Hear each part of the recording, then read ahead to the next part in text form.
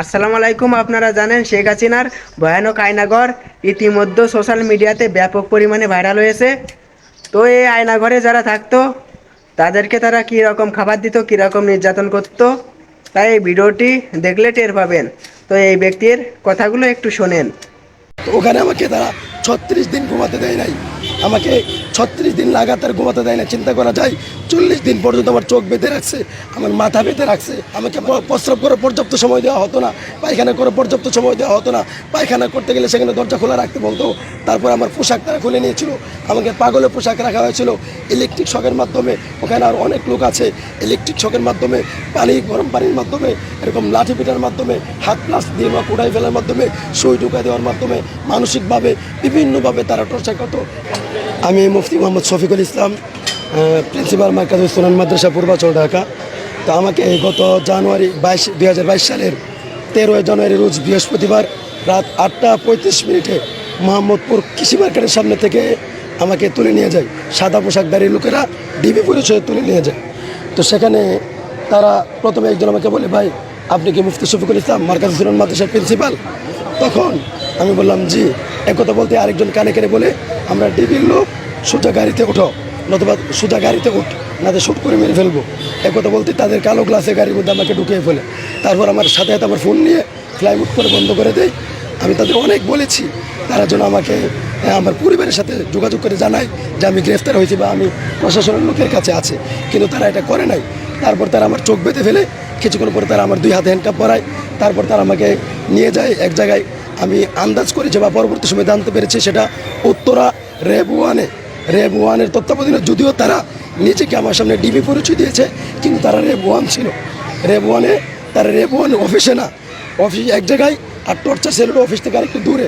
কারণ আমাকে জিজ্ঞাসাবাদ করা হয়তো টর্চার সেল থেকে, গাড়ি দিয়ে আয় না জিজ্ঞাসাবাদ করা হয়তো, টর্চার করা হয়তো। তো ওখানে আমাকে তারা 36 দিন ঘুমাতে দেয় নাই। আমাকে 36 দিন লাগাতার ঘুমাতে দেয় না। চিন্তা করা যায়, 40 দিন পর্যন্ত আমার চোখ বেঁধে রাখছে, আমার মাথা বেঁধে রাখছে।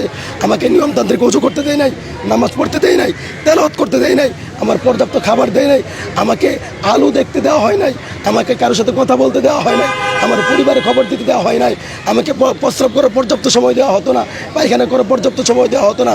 পায়খানা করতে গেলে সেখানে দরজা খোলা রাখতে বলতো। তারপর আমার পোশাক তারা খুলে নিয়েছিল, আমাকে পাগলের পোশাক রাখা হয়েছিল। ইলেকট্রিক শকের মাধ্যমে, ওখানে আর অনেক লোক আছে, ইলেকট্রিক শকের মাধ্যমে, গরম পানির মাধ্যমে, এরকম লাঠি পিটার মাধ্যমে, হাত প্লাস দিয়ে বা কোড়াই ফেলার মাধ্যমে, সুই ঢুকা দেওয়ার মাধ্যমে, মানসিকভাবে বিভিন্নভাবে তারা টর্চার করতো। তারা বলতো আমাকে পাগল বানিয়ে ফেলবে। আর আমি শুধু কান্না করতাম, আল্লাহর কাছে দোয়া করতাম, আল্লাহ তুমি আমাকে সুস্থ রাখো, তারা জানি না আমাকে বাঁচায় রাখো। তারা আমাকে তিনবার ক্রস ফায়ার দেওয়ার জন্য নিয়ে গেছিলো। তারা 3বার তারা আমাকে হত্যা করার জন্য নিয়ে গেছে, আমাকে ক্রস ফায়ার দিয়ে মেরে ফেলবে। আমি তাদের হাতে পায়ে ধরে বলতাম আমার কী অপরাধ, আমি কী করেছি। তারা বলছে তোমরা রাষ্ট্রের বিরুদ্ধে ষড়যন্ত্র করো, সরকারের বিরুদ্ধে কথা বলো, সরকারের বিরুদ্ধে বক্তব্য দাও, সরকারের বিরুদ্ধে জুমার খুতবা দাও। আমি বললাম আমি তো ছোটো মানুষ, আমার তো এত পরিচিতি নাই, আমি এতটা ফেমাসও না, আমার কথা কার কি আসে যায়। আমি আপনাদের এমন কী ক্ষতি করে ফেললাম, আমি তো কারো কোনো ক্ষতি করে নাই। আমি আমার জীবনে কাউকে বকা দেয় নাই, গালি করে নাই, কারো সম্পদ নষ্ট করে নাই, দুর্নীতি করে নাই, মিথ্যাচার করে নাই, কাউকে আঘাত করে নাই, কাউকে হত্যা করে নাই, কোনো ধরনের অপরাধ কারোর সাথে করি না। তারপরেও তারা আমাকে এরকমভাবে নির্মমভাবে অত্যাচার করে 40 দিন আমার চোখ বেঁধে রেখেছে। তারপরে 40 দিন পরে তারা আমাকে আমার পোশাক পরতে দেয়। তারপরে তারা আমাকে এক জায়গায় নিয়ে গেছে, সেখান থেকে আমাকে নিয়ে গেছে মেরে ফেলবে। তারপরে তারা এই গাড়ি চেঞ্জ করে অন্য গাড়িতে দিল।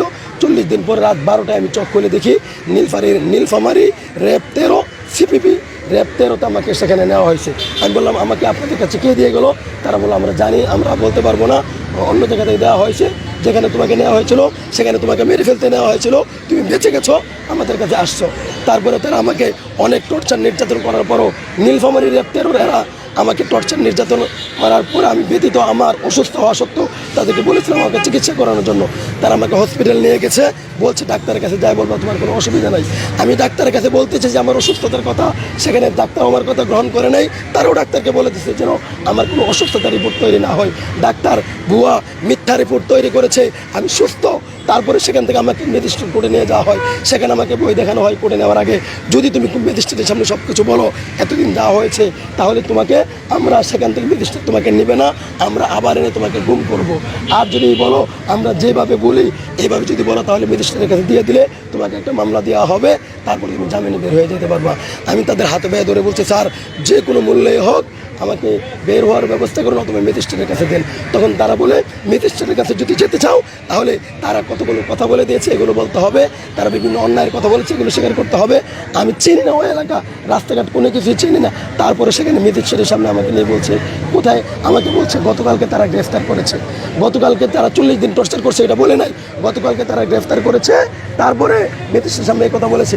আমি ম্যাজিস্ট্রেট আমাকে জিজ্ঞেস করলো এখানে তুমি কোথায় আসছো কেন? আমি বলছি স্যার আমি এখানে কোনো কিছু চিনি না। তারা আমাকে এভাবে তারা আমাকে ওই পরের ঘটনাগুলো বলতে দেয় না, দাঁড়ায় ছিল। তারপরে ম্যাজিস্ট্রেট আমাকে জেলখানায় পাঠায়, সেখানে অনেক কাহিনী। জেলখানার ভিতরে সেলের ভিতরে এখানে নির্যাতন করা হয়তো, প্রথমত কথা হলো লাঠিতে পিটানো হয়তো। আর আমাকে সবচেয়ে বেশি কষ্ট হয়েছে, আমাকে লাগাতার 36 দিন ঘুমাতে দেওয়া হয়নি, আমাকে দাঁড়িয়ে রাখা হয়েছে। একটা মানুষ এক লাগা 2 ঘন্টা 3 ঘন্টা 5 ঘন্টা দাঁড়িয়ে থাকলে তার অবস্থা খারাপ হয়ে যায়। 36 দিন আমাকে ঘুমাতে দেওয়া হয় না, আমার মেরুদণ্ড ফেটে যাওয়ার মতো অবস্থা হতো। আমার মাথাকে 40 দিন পর্যন্ত টাইট করে বাঁধা রাখা হয়েছে। আর এর জন্য আমার যে ব্যথা তৈরি হয়েছে এখন পর্যন্ত আমার সেই ব্যথা আছে। আমি 1.5 বছর জেল খাটার পরে বের হয়েছি, 1.5 বছর পরে আজকে পর্যন্ত সেই ব্যথা আমার অনুভূত হয়। আমার সারা শরীরে আমি অসুস্থ হয়তো এমন অবস্থা হয়ে গেছে, নিস্তেজ হয়ে গেছে। আমি ভালোভাবে হাঁটতে পারি না, একতলা সিঁড়ি উঠতে পারি না। অথচ আমি অত্যন্ত পরিশ্রমী ছিলাম, কর্মঠ ছিলাম, আমি অনেক পরিশ্রম করতে পারতাম। আজকে আমার জীবনটা, হ্যাঁ চোখ বাঁধা ছিল, হাত বাঁধা ছিল, কখনো হাত পিছন দিয়ে বাঁধা রাখতো, কখনো উল্টায়া রডের লেগে ঝুলায়, এরকম রডের সাথে ঝুলায় বাঁধা রাখা হয়তো। ওখানে যে ছোটো ঘরটা, ওই ঘরটা একজন মানুষ শুধু দাঁড়ানো যায়, এর বেশি কিছু করা যায় না। হাঁটা চলা করে একজন মানুষ দাঁড়ানো যায়, বা চাইলে বসতে পারে, কোনোরকম শুইতে পারে। এত ছোট্ট একটা কবরের মতো একটা ঘর, ওই ঘরের মধ্যে সেখানে রাখা হয়তো, অন্ধকারের মধ্যে রাখা হয়তো।